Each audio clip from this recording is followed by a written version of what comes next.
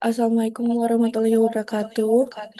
Perkenalkan nama saya Mahira Julista mahasiswi dari Institut Teknologi PLN. Di sini eh, saya mau mewawancarai Bapak terkait dengan data pertumbuhan pelanggan di PLN UP3 Malang. Nah, yang pertama, di sini saya mau nanya, Bapak dapat menjelaskan secara singkat mengenai cukupan wilayah layanan dan jumlah pelanggan PLN UP3 Malang saat ini?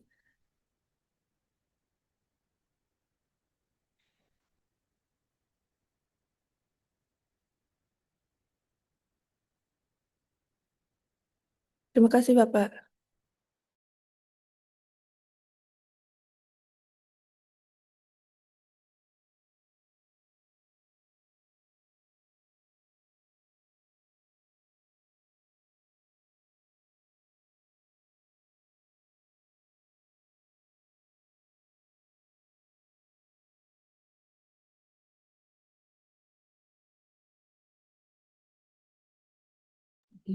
Maaf Bapak, eh, mic-nya masih di mute.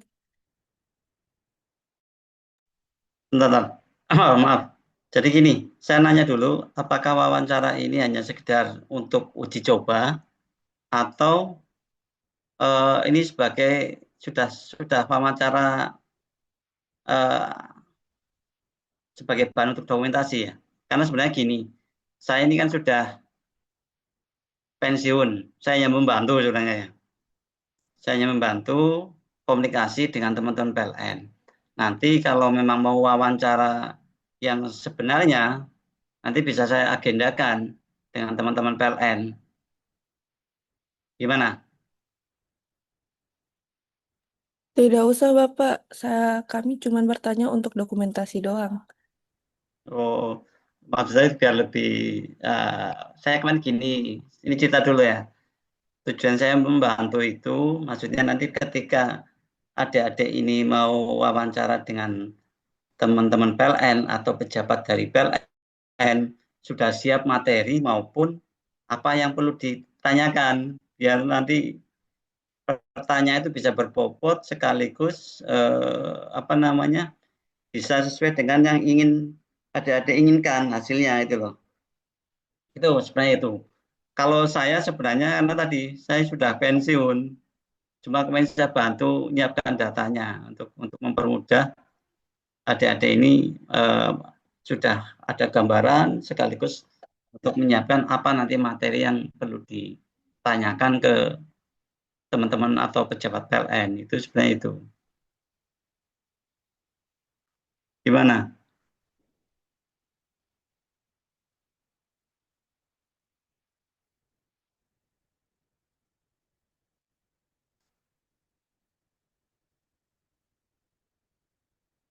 Apa perlu ya? Perlu ya. Nanti tetap wawancara dengan teman-teman PLN ya. Apa perlu enggak? Tidak perlu Bapak, hanya Enggak dibutuhkan perlu. untuk Kenapa? dokumentasi data doang. Hmm, baik, Maaf nggak apa-apa. Bapak. Itulah. Nanti datanya tadi seperti tapi data tadi sudah saya mintakan ke teman-teman PLN. Jadi kemarin saya minta ke teman-teman PLN untuk dibuatkan format seperti itu. Tujuannya biar ada gambaran minimal ada gambaran dari adik-adik itu ke depan tentang bukan cuma tentang materi eh, apa kuliah, tapi tentang kepelenan maksudnya itulah. Jadi ada gambaran. Barangkali kan nanti ada kan setelah lulus dari IT PLN ini bisa langsung bekerja di PLN. Jadi sudah ada gambaran seperti apa itu PLN, nah, gitu ya. Jadi langsung dengan saya ya. Iya Bapak. Ini berapa orang yang hadir? Kalau suratnya ini kan 6 orang. Sudah hadir semua Baru ada 4 orang yang hadir Bapak. 4 orang ya. Jadi baik, tidak apa-apa. Eh, semua ya. Iya Jadi Bapak. mungkin sedikit Ya. saya atau dari data yang kemarin saya berikan sudah ada yang bisa membaca sekaligus mau ditanyakan atau saya jelaskan dulu dari awal.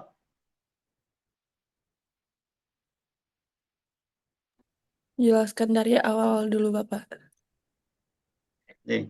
Baik, kemarin kan diminta data eh, pertumbuhan atau perkembangan pelanggan ya, maupun pelanggan, awalnya pelanggan dari tahun 2024 sampai tahun 2025. Cuman saya tambahkan dengan penjualan, karena sebenarnya inti dari apa namanya suatu perusahaan khususnya PLN adalah outputnya adalah penjualan, yaitu KWH. Kalau pelanggan itu kan hanya sebagai pendukung ya, dengan tumbuhnya atau berkembangnya jumlah pelanggan diharapkan bisa menambah penjualan sebagai output suatu perusahaan, di mana outputnya dari PLN adalah penjualan KWH. Ini bisa kita lihat ya, kalau dilihat apa namanya KWH-nya ya, dari tahun ke tahun, dari bulan ke bulan, dari sepanjang 2024 sampai dengan 2025. Sebelah kiri adalah jumlah pelanggan. Namun saya coba breakdown lagi, karena di PLN itu ada pembagian segmen pelanggan, karena nanti bisa berbeda, pertumbuhannya bisa berbeda.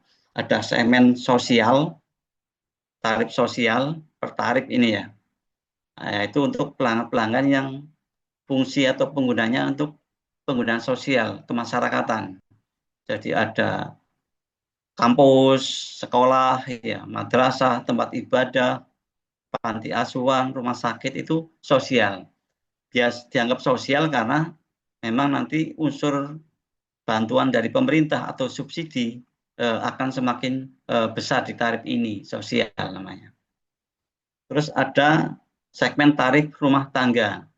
Rumah tangga ya seperti rumah-rumah kita ya, yang ada di rumah kita, terus perumahan, rusunawa itu ada rumah susun atau ya itu juga eh, namanya tarif rumah tangga. Terus tarif B atau bisnis.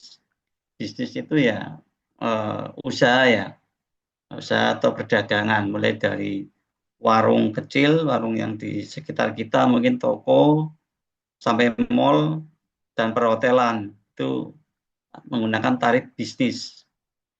Sedangkan I atau industri yaitu untuk pabrik dan perindustrian yang ada ya, mulai pabrik skala kecil maupun pabrik skala besar, yang memang jumlah pelanggannya memang tidak terlalu banyak, tapi ini mendominasi jumlah pemakaian atau penjualannya itu. Jadi bandingkan ya, tarif rumah tangga aja ya, pelanggan di Malang itu sudah di bulan Januari 2024, 1.233.417 pelanggan ini. Ini tarif rumah tangga ya, yang yang di masing-masing rumah kita ya, ada KW meter itu, namanya tarif rumah tangga. Besaran KW-nya 125 juta KW setiap bulan.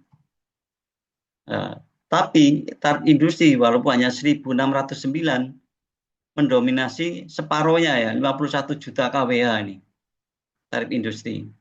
Artinya apa? Memang industri itu kan rata-rata daya atau pemakaian energinya besar, sehingga kebutuhannya juga besar untuk industri. Terus P, tarif publik. Ini biasanya adalah kantor-kantor pemerintah, kantor-kantor kedutaan besar asing, dan konsulat ya, itu menggunakan tarif publik atau tarif P. Ini perkembangannya dari tahun ke tahun, bulan ke bulan. Secara prinsip nanti kita lihat setiap tahun otomatis setiap bulan jumlah pelanggan akan semakin naik ya. Dari Januari 1,33 juta, di akhir Desember 1,377. Artinya ada delta atau pertumbuhan 43.454 pelanggan di sepanjang 2024. Terus di 2025 terus naik lagi 1,38 juta ya pelanggan 2024.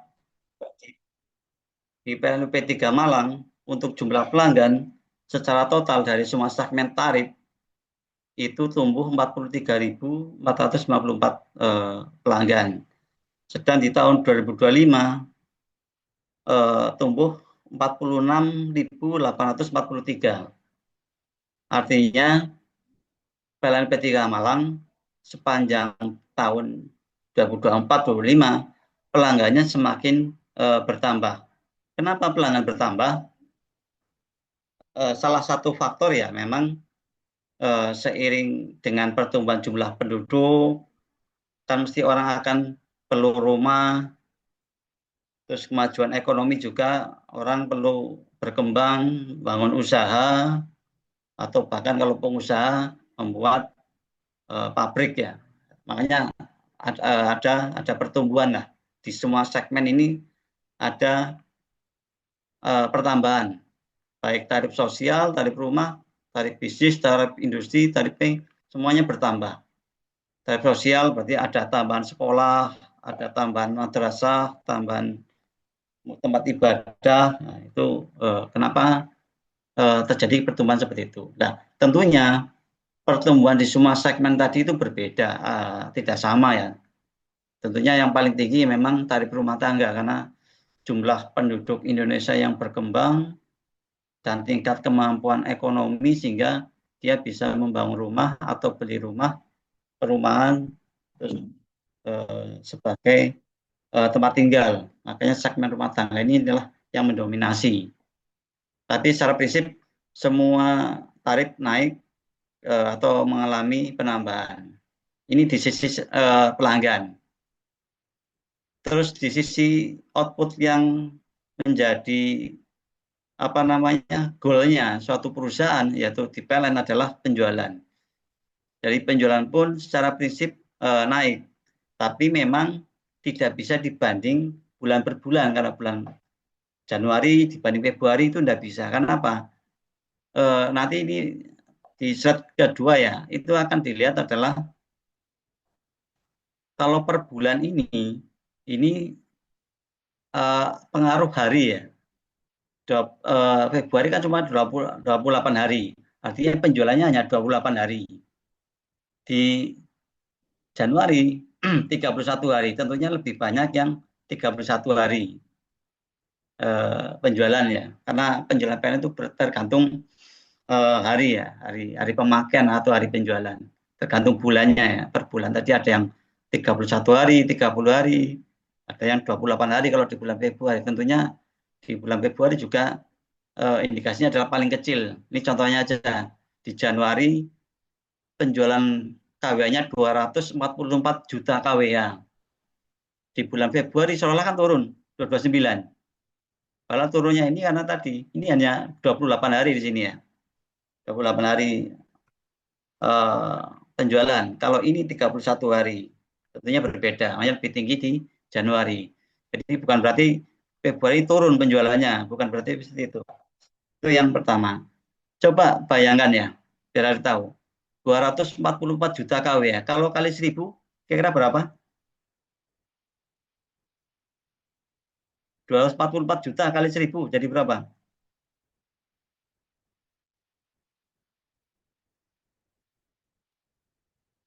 244 miliar ya. Iya, Pak.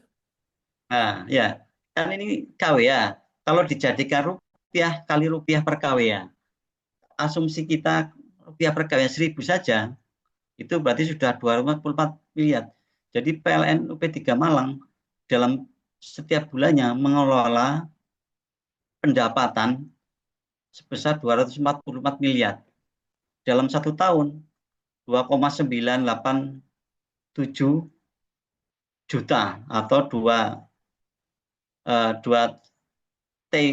tera KWH atau senilai 2,9 triliun. Jadi aset yang cukup besar. Ini satu unit di PLN UP3 Malang. Mengelola lebih dari 3 triliun ya dalam satu tahun. Belum lagi nanti ada unit lain, Surabaya dan sebagainya. Bayangkan, makanya PLN adalah salah satu perusahaan terbesar di Indonesia. Secara aset itu sudah mencapai 1.700 triliun ya, yang dikelola oleh PLN. Jadi PLN itu sangat besar sekali ya. Makanya diharapkan tenaga kerjanya betul-betul profesional dan bisa mengelola anggaran yang cukup besar tersebut. Dan tentunya ada target yang sama ya. Targetnya juga eh, setiap bulan, setiap tahun diharapkan bisa semakin bertambah. Di tahun 2024 kita PLN Malang mengelola sekitar 2,9 T. Nah, di tahun 2025 menjadi 3,1 T ini. 3,1 triliun ya. Ini asumsinya rupiahnya cuma 1.000, padahal rupiah per KW-nya itu di Malang sudah 1.200 rupiah per KW ya. Berarti lebih tinggi lagi kan ya. Kalau dikalikan ini asumsinya tak kalikan 1.200 ya.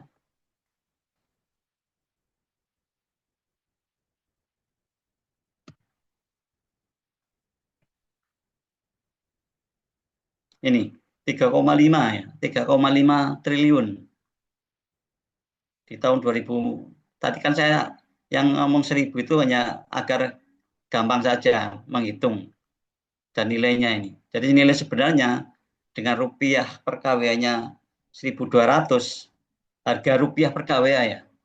Jadi konsumen kan, pelanggan itu kan ketika memakai KWA, kan nanti dikalikan rupiah. Rupiahnya berapa sih per KWA-nya? Memang rupiahnya bervariatif nanti, tapi ini 1.200 itu adalah rupiah rata-rata ya. Kalau per segmen tarif itu nanti beda. Ada tarif rumah tangga juga berbeda. Ini bicara tentang tarif berdaya, nanti ada rupiah per KW. Tapi secara rata-rata dari semua pelanggan ini, 1 juta pelanggan ini adalah rata-rata rupiah per KW-nya adalah 1.200. Dikalikan KW jualnya tadi yang 2,9 tera ya, tera KWA itu. Menjadi 3,5 T ini. 3.584 juta ya. Berarti kan 3,5 T ya. Terus di tahun 2025 naik menjadi 3,788 T. Jadi ini hanya satu unit di Malang yang padahal ada unit yang lebih besar lagi, yaitu di Surabaya dan sebagainya, itu lebih besar lagi, tentunya lebih eh, yang dikelola atau pendapatannya lebih besar lagi.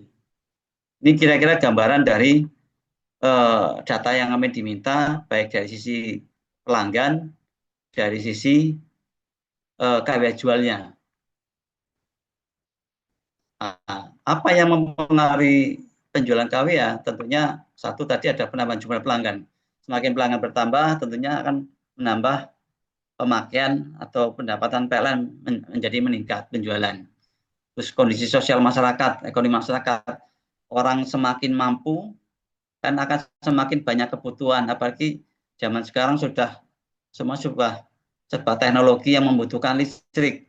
Orang semakin mampu beli kulkas satu, tambah lagi kulkas dua, TV juga gitu. Awalnya cuma satu, tambah TV lagi dan sebagainya. Itulah namanya kemajuan teknologi.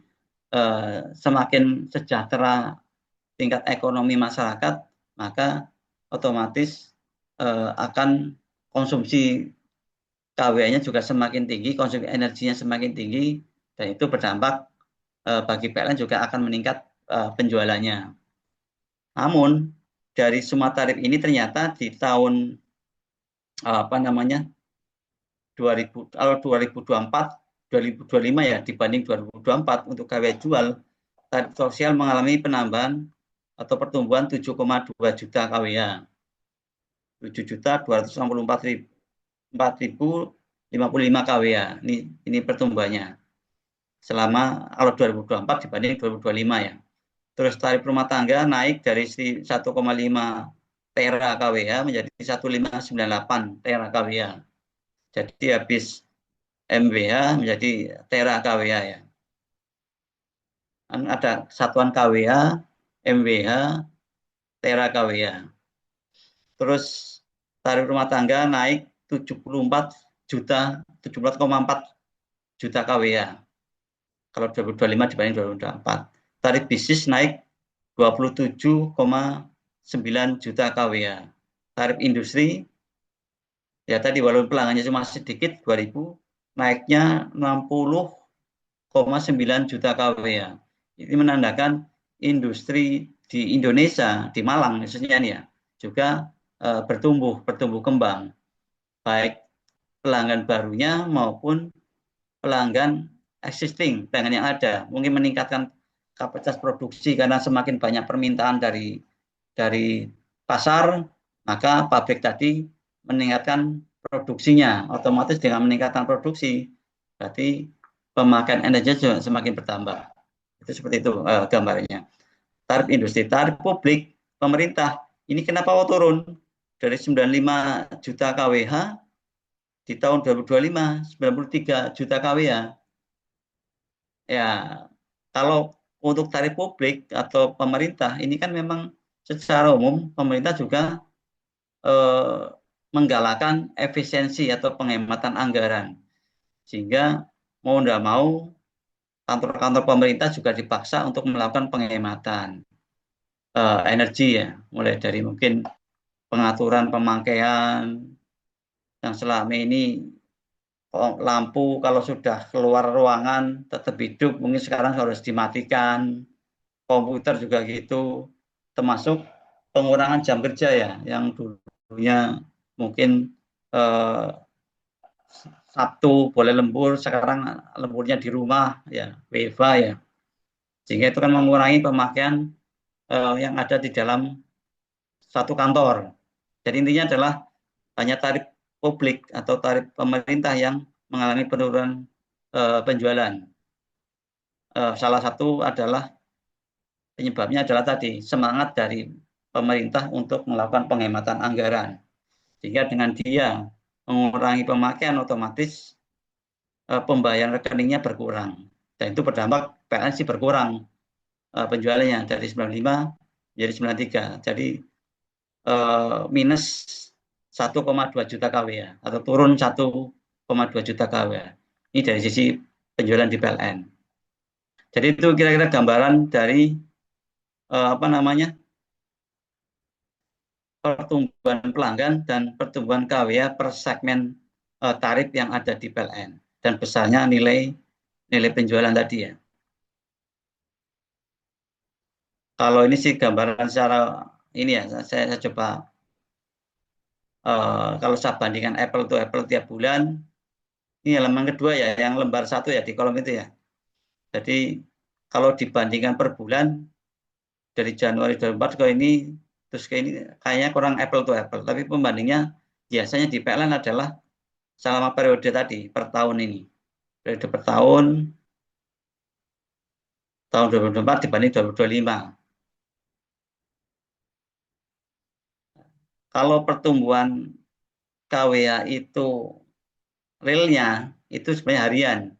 Jadi dengan jumlah hari berbeda, Februari cuma 20 hari, seperti ini. Memang fluktuatif, tidak setiap bulan itu naik terus. Karena tingkat pemakaian pelanggan juga tergantung dari kondisi di masyarakat. Misalnya di bulan Ramadan itu kan akan naik, secara umum akan naik ya. Ini Ramadan tahun kemarin di bulan eh, Januari 2025 nih ya, di 2025. Ramadan itu kan terjadi di bulan eh,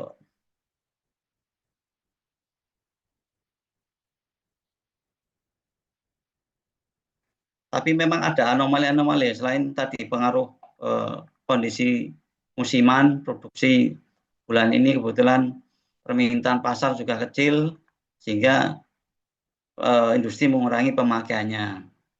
Namun di sisi lain mungkin pelanggan tarif rumah tangga ada kenaikan karena faktor eh, kondisi masyarakat karena ada event-event tertentu sehingga pemakaiannya naik. Kira-kira gambaran seperti itu untuk tren penjualan dari bulan ke bulan dan tahun ke tahun 2024 dibanding dengan 2025. Mungkin ada yang mau ditanyakan lagi?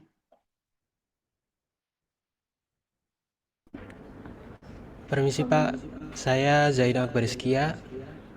Saya ingin menanyakan, hmm, apa faktor, bagaimana strategi PLN dalam mengantisipasi pertumbuhan pelanggan di masa depan, Pak? Terima kasih. Oke, terima kasih. Tadi ada beberapa strategi pemasaran namanya ya di dalam PLN, karena semua perusahaan mesti akan ditarget. Targetnya otomatis bukan turun, mesti akan naik ya. Jadi setiap tahun PLN juga akan ditarget banyak ya. Itu masuk dalam SLA atau KPI pekerjaan. Jadi semua perusahaan ada KPI atau target korporat, juga ada target individu. Nah, target pemasaran di dalam upaya untuk meningkatkan penjualan ada namanya terkait dengan pertumbuhan pelanggan, juga ada namanya program-program untuk peningkatan jumlah pelanggan, baik itu pelanggan rumah tangga maupun pelanggan-pelanggan yang bisa kita kejar. Jadi kita mempermudah apa namanya kemudahan dalam layanan, sehingga pelanggan itu dulu ya, PLN itu kalau mau daftar pasang baru, nambah pelanggan baru ya, itu kan harus datang ke loket, harus daftar secara manual. Sekarang cukup dengan aplikasi PLN Mobile, pelanggan diberi kemudahan, daftar saat itu, langsung bisa dijawab saat itu juga, langsung eh, tidak sampai dengan lebih dari 3 hari sudah tersambung. Itu adalah percepatan, jadi percepatan layanan tadi. Kemudahan layanan, ada percepatan layanan, kemudian tadi adalah dari sisi prosedur ya. Prosedurnya dipermudah sehingga masyarakat tidak perlu repot harus datang ke kantor PLN, terus juga cukup diwakili atau cukup menggunakan aplikasi, dan membayarnya pun tidak perlu harus repot-repot, cukup membayarnya juga bisa pakai m-banking, bisa pakai atau loket-loket PPOB yang ada di tersebar di masyarakat ya, di supermarket, di Indomaret, apa itu ada, bisa membayar ya tagihan PLN. Itu salah satunya itu. Jadi mempermudah birokrasi dan mempercepat layanan tadi yang awalnya berbelit-belit lama bisa semakin cepat. Ini dari sisi, terus juga kita ada program namanya pemasaran keliling. Itu juga adalah untuk kita jemput bola. Pelanggan harus datang, tapi masyarakat menawarkan baru dan sebagainya. Atau kita kunjungi ke pelanggan, baik pelanggan yang existing maupun yang belum. Jadi kita ada tim akun eksekutif, AE ya namanya. Akun eksekutif itu tujuannya adalah memprofiling calon maupun pelanggan yang ada. Calon pelanggan yang ada itu. Jadi pendapatan PLN itu didapat dari pelanggan baru dan pelanggan yang existing. Pelanggan baru ya calon pelanggan tadi kita kunjungi. Kalau teman-teman di lapangan ya PLN itu melihat ada orang masang pondasi, itu sudah dikunjungi. Jadi dikunjungi orang lagi pondasi, oh mau buat rumah atau apa misalnya, itu dikunjungi, segera ditawarkan untuk segera sehingga masyarakat menjadi pasti, oh saya bangun rumah, bangun apapun ya, oh pasti akan dilayani PLN, sehingga mereka semangat juga untuk segera menyelesaikan pembangunannya. Jadi seperti itu konsep. Terus tim AE tadi khusus untuk pelanggan-pelanggan besar mengunjungi rencana kita kerjasama dengan pemerintah daerah, dalam hal ini adalah Kadin maupun Bapeda ya. Bapeda kan punya rancangan rencana pembangunan di daerahnya masing-masing. Itu PLN punya tugas, teman-teman ya, AE itu punya tugas untuk melakukan kunjungan, testimoni maupun melakukan sosialisasi pendekatan, menanyakan mana ada rencana calon-calon pelanggan baru atau peluasan daerah baru, pengembangan kawasan baru. Kan banyak itu. Ada kawasan pengembangan rencana pembangunan smelter, kayak kemarin di Gresik, di Tuban itu ada smelter baru yang dayanya sampai ribuan kVA itu. Itu didatangi oleh PLN, mempermudah PLN tidak nunggu di kantor, tapi jemput bola. Ini tadi marketingnya seperti itu. Terus di sisi peningkatan jumlah pelanggan, jumlah KW penjualan juga ada. Selain marketing tadi menambah jumlah pelanggan, menambah dayakan ya.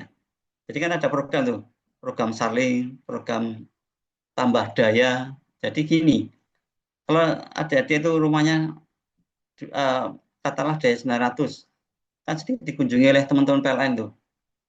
Ada program ditawarkan untuk tambah daya dari 900 ke 1300 VA ya, atau 12. Nah, tujuannya kan tadi kan masyarakat atau pelanggan didatangi, ditawari ada program tambah daya, kan otomatis akan kalau bersedia kan naik ya, dari 900 menjadi 1300. Nah, otomatis kan nanti pemakainya seiring dengan dayanya semakin besar, karena ada penambahan jumlah TV-nya, jumlah kulkasnya, otomatis akan KW-nya akan naik ya, energinya akan naik. Sehingga itulah salah satu strategi PLN. Ada program tambah daya gratis, menjaring sasaran tadi masyarakat yang selama ini dayanya masih kecil-kecil, naik menjadi daya yang agak besar, sehingga akan berdampak meningkatnya KW jual.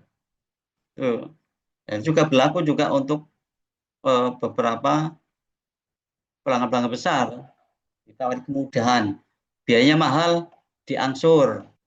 Ada program tadi, ada yang gratis atau diskon 50%, ada yang diangsur. Untuk sekelas tarif-tarif bisnis dan industri itu biasanya adalah untuk daerah-daerah besar, pembayaran BP namanya, biaya penyambungannya itu bisa dilakukan angsuran, bisa sampai setahun sampai 2 tahun. Jadi itu kira-kira program untuk meningkatkan penjualan, baik di sisi penambahan pelanggannya maupun di sisi KW-nya. Cukup jelas, Mas? Cukup jelas, Pak. Ada lagi yang mau ditanyakan? Dari Sepertinya data udah ini? cukup untuk sesi wawancara kali ini. Terima kasih Bapak atas penyampaian terkait data yang dia berikan. Untuk selanjutnya, mohon izin untuk melakukan foto bersama sebagai dokumentasi.